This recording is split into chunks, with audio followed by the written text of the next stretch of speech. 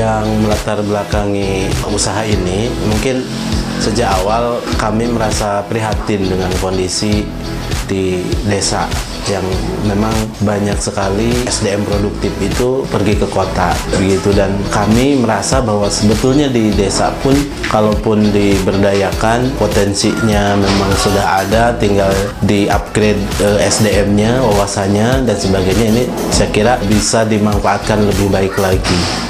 Makanya kami berpikir bahwa potensi di daerah yakni berupa petani singkong itu sebetulnya bisa dikelola dengan baik, dan berpikirlah waktu itu untuk membuat kecimbring, dan kecimbring yang mungkin lebih tren sekarang itu kecimbring tipis yang disebutnya adalah keripik kaca gitu.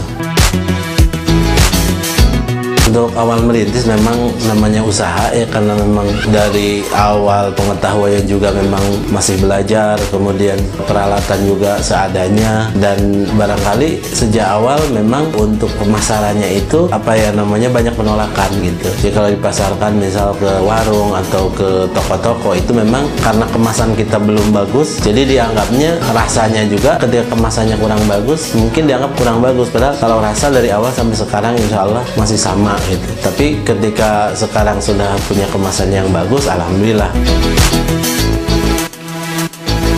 Kalau keripik kaca kenapa dibuat? Karena memang lumayan digemari. Jadi cemilan yang tidak membosankan, kemudian dimakan kapan saja, dan notabene kebanyakan itu adalah kaum remaja perempuan yang suka, dan mereka ya suka jajan. Jadi saya kira prospeknya cukup lumayan bagus. Jadi kami berpikir kripca ini bisa lebih besar lagi, bisa lebih banyak lagi yang meminati, dan terbukti itu yang sudah kami lakukan pemasaran di online itu memang repeat order gitu. Masalahnya memang skill untuk pemasarannya itu yang kami belum terlalu pandai atau belum terlalu memahami tentang trik khusus dalam teknik all shop itu. Untuk pembuatan kripca sendiri, yang pertama kita bikin bahan mentahannya dulu. Singkong yang dibeli dari petani itu dikupas, kemudian diparut.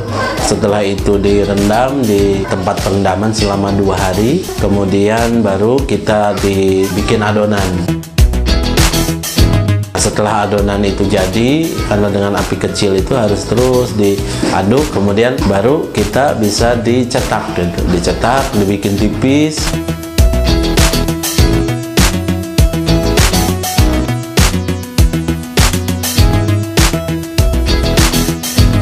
Kita keringkan, kita jemur, kemudian setelah tipis, setelah kering dipotong lagi pakai gunting, itu dipotong segi 4 begitu. Kemudian setelah itu baru membuat kita bumbunya. Jadi bumbunya kita buat dulu dengan bumbu yang masak, tentunya dengan bumbu racik sendiri. Walaupun kita ada tambah-tambah bumbu dikit, tapi intinya bumbu yang kita punya insya Allah berbeda dengan yang lain. Kemudian setelah bumbu panas, setelah aromanya tercium, wanginya tercium, maka kita campur dengan kecimbring yang tipis tadi yang sudah dipotongi. Kemudian diaduk, dikuali. Setelah diaduk rata, baru masuk ke loyang untuk di open sekitar 1 sampai 2 jam, bahkan kalau banyak gitu ya untuk ngopennya perlu waktu yang lumayan. Setelah itu baru dikemas. Oke, siap dikirim. Unggulan kripca yang kami punya, karena memang kripca sekarang lagi banyak ya, di mana-mana juga ada kripca. Untuk yang kami punya, yang pertama memang dari pemilihan bahan. Jadi bahannya singkong yang berkualitas, tentunya yang banyak mengandung pati, karena kerenyahannya akan timbul dari singkong yang berkualitas. Yang kedua, pengolahannya. Kalau mungkin ada di antaranya yang lain, ketika setelah diparut itu kemudian dibikin adonan, itu biasanya ada rasa atau aroma singkongnya, jadi kerasa gitu, kecium. Nah ini karena kita rendam 2 hari, alhamdulillah itu sudah minimal sekali aroma singkongnya, jadi lebih tawar begitu. Kemudian untuk kerenyahannya, karena kita dijemurnya juga sampai kering banget, kemudian di open, kemudian kita pakai kemasannya juga aluminium foil. Saya kira insya Allah kerenyahannya, kalau mungkin yang takut karena ini namanya keripik kaca, misalkan nyelap-nyelap di gigi kayak gitu, insya Allah ini enggak, karena lumer di mulut insya Allah. Untuk yang lainnya, bumbunya bumbunya juga kami racik sendiri, kami pakai cabai yang segar, kemudian kami bikin bumbu. Jadi insya Allah ini akan beda sensasi rasanya dengan produk-produk yang ada di pasaran begitu. Untuk produknya sendiri itu ada kripca, itu yang pas mupingnya, kemudian ada kecipul, kemudian ada keciban, itu singkatan yang kami buat sebetulnya. Kripca, keripik kaca, kecipul, kecimpring gaul, kemudian kalau keciban, kecimpring bantat. Dan ada lagi produk yang orinya yaitu bikin kecimpring mini, kemudian rangining atau ranginang singkong. Kripca itu yang paling laris, ya kedua kecipul, ketiga keciban gitu. Nah, kecipul ini memang belum mungkin karena tidak in atau tidak lagi viral, jadi harus mencoba dulu. Tapi rata-rata kalau udah yang mencoba alhamdulillah gitu, ada repeat order. Jadi kecipul kami juga sama, karena tadi dipilih dari singkong yang bermutu, dari singkong yang banyak patinya, jadi kerenyesnya atau kriuknya itu beda insya Allah. Dan ini akan beda dengan kita makan cemilan atau snack-snack yang lain, karena kalau yang lain itu biasanya hanya digunakannya adalah patinya saja atau aci singkongnya aja. Jadi kalau di mulut tuh kalaupun makannya banyak itu nggak kenyang. Tapi punya kita karena seluruhnya masuk, itu termasuk yang disebut serat-seratnya itu juga masuk, bukan hanya patinya saja. Jadi selain kriuk, selain enak juga mengenyangkan begitu. Dan insya Allah sehat. Untuk produksinya, kapasitas kami memang produksi per harinya 100 bungkus. Tetapi kalau pesanan banyak bisa sampai 200 bungkusan. Tapi pada umumnya memang antara 50 sampai 100 bungkus per hari. Jadi kalau dihitung kerja di desa sih lumayan begitu.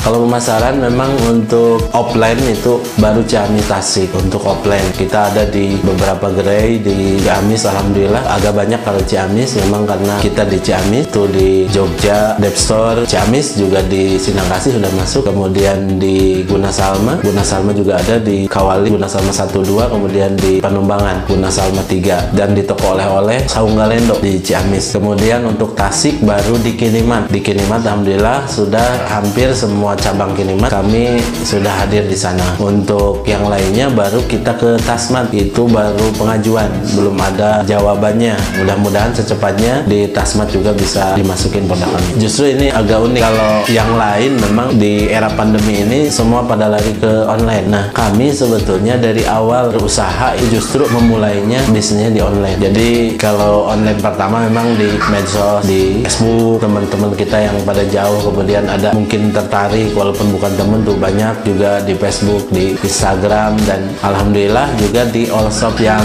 sekarang lagi in, misal di Shopee, di Tokopedia juga kami hadir. Tetapi memang penjualannya kurang signifikan, memang di situ perlu ada budget iklan dan lain sebagainya. Tetapi ada 2 all shop yang sampai hari ini alhamdulillah continue, setiap hari juga ada pesanan, yaitu yang pertama di Evermost yang platformnya Santri, itu dipasarkan melalui Evermost, alhamdulillah hampir setiap hari juga ada pesanan. Untuk yang kedua di platformnya all shopnya ASN, itu ada namanya Borongdong ID. Nah, Borongdong ID ini dipasarkan oleh Borongdong ID sendiri kepada seluruh ASN. Jadi hanya ASN yang dapat mengakses aplikasi itu, dan dua-duanya alhamdulillah hampir setiap bulannya itu pemasukannya lumayan dari 2 all shop itu. Untuk selanjutnya kami juga menawarkan, kami juga open reseller, kemudian dropshipper, kemudian juga bisa agen gitu, dengan harganya tentunya insya Allah menjanjikan, karena kami punya harga yang cukup bagus. Untuk pemasaran kripca misal itu HET-nya sampai 17.500, tapi dari kami itu insya Allah bisa hampir setengahnya dari HET itu. Jadi sangat menjanjikan bagi teman-teman yang